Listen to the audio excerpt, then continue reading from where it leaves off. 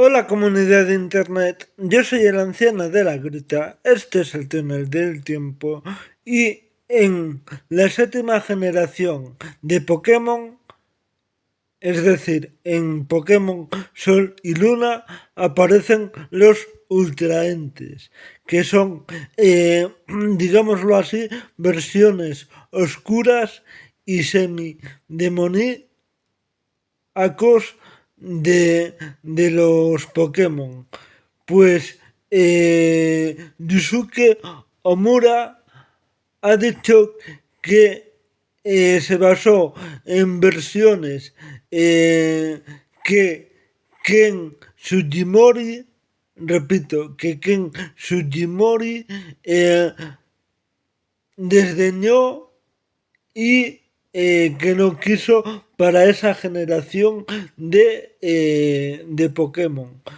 Bien, pues Yusuke Omura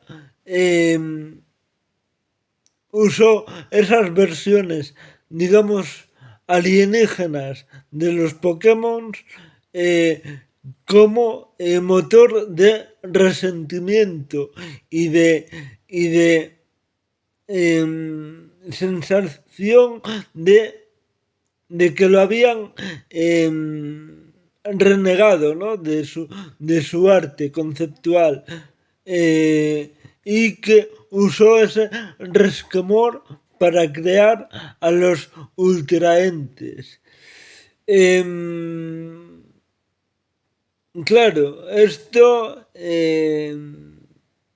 da sensación de que en el fondo es Sugimori y Omura no pueden trabajar juntos en el futuro, pero veremos, porque oye, los ultraentes me comentan que son versiones muy poderosas de los Pokémon, pero curioso, ¿verdad? Los ultraentes son el resultado del resquemor de diseños renegados que hizo Yusuke Omura y que fueron renegados por Ken Sugimori. Pues curioso, curioso.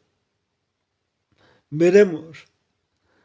Yo esto no lo sabía, pero algo nuevo que aprendo. Un abrazo comunidad, os quiero y os seguiré informando. Un besiño.